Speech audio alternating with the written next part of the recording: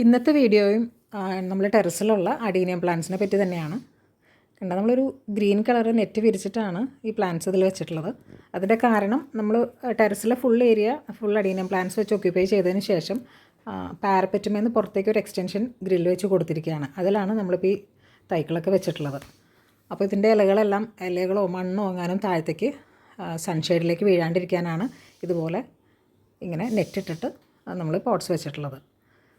കണ്ടോ, ഇതിപ്പം നമ്മൾ വിത്തുകൾ പാവി മുളപ്പിച്ചിട്ടുള്ള തൈകളാണ്. ഈ ഒരു പരുവൊക്കെ ആയിക്കഴിഞ്ഞാൽ നമ്മളതിനെ ഓരോന്നിനെയും സെപ്പറേറ്റ് ചെയ്ത് വേറെ വേറെ പോട്ടിലേക്ക് മാറ്റണം. അതല്ലെങ്കിൽ നമ്മളിപ്പോൾ ഒരുമിച്ച് വിത്തിടുന്നത് വലിയൊരു ട്രേയിലേക്കാണെങ്കിലും ഒരു സ്റ്റേജ് കഴിഞ്ഞ് കഴിഞ്ഞാൽ അതിൻ്റെ വേരുകളൊക്കെ എല്ലാം കൂടി മിക്സായി പിന്നെ നമ്മൾ സെപ്പറേറ്റ് ചെയ്യാനായിട്ട് ഭയങ്കര ബുദ്ധിമുട്ടായിരിക്കും. അങ്ങനെ ചെയ്യുമ്പോൾ വേരുകളൊക്കെ പൊട്ടിപ്പോയി പിന്നെ ആ ഭാഗം ചെയ്യാനൊക്കെ ഉള്ളൊരു ചാൻസ് ഉണ്ട്.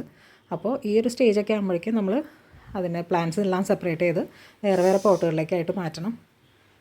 കണ്ടോ, ഒരു 300ഓളം പ്ലാന്റ്സ് ഉണ്ട് കേട്ടോ. നമ്മളങ്ങനെ ഒറ്റ ട്രിപ്പിലുള്ള പ്ലാന്റ്സാണ് ഇതൊക്കെ. അപ്പോൾ നമ്മളെല്ലാം അങ്ങനെ റീപോർട്ട് ചെയ്ത് വേറെ വേറെ പോട്ട്സിലേക്കായിട്ട് മാറ്റിയിട്ടുണ്ട്.